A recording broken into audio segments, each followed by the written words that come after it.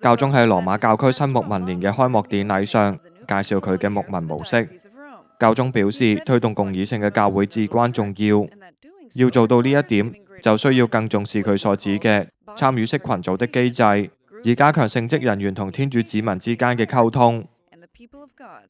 Attraverso il processo sinodale, lo Spirito ha suscitato la speranza di un rinnovamento ecclesiale, in grado di rivitalizzare le comunità。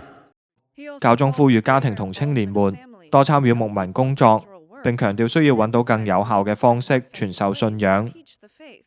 Occorre sperimentare, se necessario, strumenti e linguaggi nuovi, coinvolgendo nel cammino le famiglie e cercando di superare un'impostazione scolastica della catechesi。教宗強調以身作則，並促進以聖經、禮儀以及時事作為課程內容嘅重要性。與此同時，教宗呼籲堂區要成為唔會讓人感到被批評、樂於迎接眾人嘅地方。